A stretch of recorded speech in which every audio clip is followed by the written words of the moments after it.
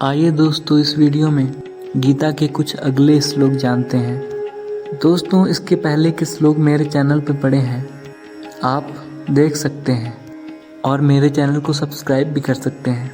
तो आइए अगले श्लोक से प्रारंभ करते हैं। दोस्तों अभी तक दुर्योधन अपने पक्ष में उपस्थित योद्धाओं का वर्णन कर रहे थे कि मेरे पक्ष में कौन कौन से भावी योद्धा हैं जो आगे चलकर मेरी सहायता करेंगे। अब उसके अगले के श्लोक से प्रारंभ करते हैं। अपर्याप्तं तदस्माकं बलं भीष्माभिरक्षितं पर्याप्तं ऋचिदमे तेषां बलं भीमाभिरक्षितं। दोस्तों इस श्लोक में दुर्योधन कहते हैं, हे आचार्य, हमारे व्यूह की रचना परम पितामह भीष्म ने की है, जो कि हर प्रकार से अजेय है, जबकि हमारे विपक्ष के व्यूह रचना भीम ने की है। और दोस्तों दुर्योधन यहाँ घमंड दिखाता है। वो कहता है कि भीम द्वारा रक्षित व्यूह को हम आसानी से तोड़ सकते हैं, क्योंकि हमारा व्यूह पितामह भीष्म द्वारा रक्षित है। दोस्तों हमें इस प्रकार का घमंड कभी नहीं करना चाहिए। हमें शत्रु को कभी कमज़ोर नहीं समझना चाहिए, चाहे वह हमारा शत्रु हो या हमारी समस्या, उसे हमें बिल्कुल कमज़ोर नहीं समझना चाहिए। आइए अब अगले श्लोक में।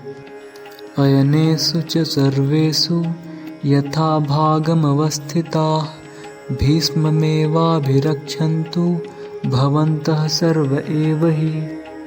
दोस्तों अब इस श्लोक में दुर्योधन पुनः कहता है, सभी कोई अपने अपने जगह पर रहें, लेकिन हमें पितामह भीष्म की रक्षा करनी है, क्योंकि दुर्योधन जानता है कि पितामह भीष्म अगर हैं तो हम युद्ध कैसे भी नहीं हार सकते।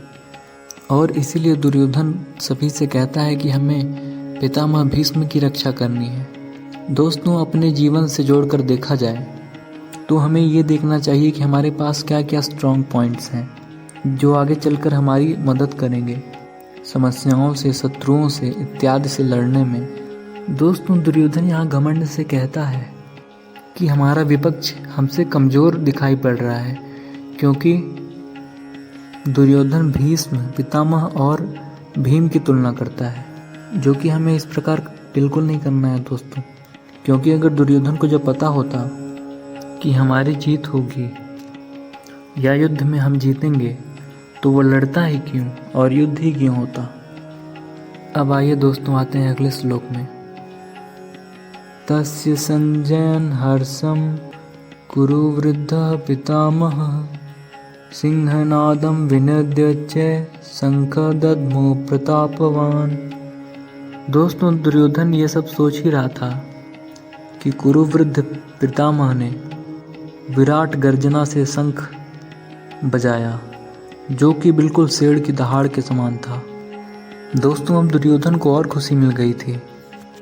जिस प्रकार हम कोई कार्य करने जाते हैं तो हमें उत्साहवर्धन की ज़रूरत होती है, उसी प्रकार पितामह भीष्म ने सिंहनाद की तरह शंख बजाकर एक तरह से दुर्योधन का उत्साहवर्धन ही कर दिया था। अब दोस्तों आज इसी वीडियो तक, आगे जानते हैं अगले श्लोकों के बारे में अगली वीडियो में। अगर आपको श्लोक थोड़े बहुत समझ में आए हों तो मेरे चैनल को प्लीज़ सब्सक्राइब कर दीजिए। मेरे सब्सक्राइबर कितने कम हैं यार, आप लोग देखकर कुछ समझिए, सपोर्ट कीजिए प्लीज़। मिलते हैं अगली वीडियो में, बाय बाय।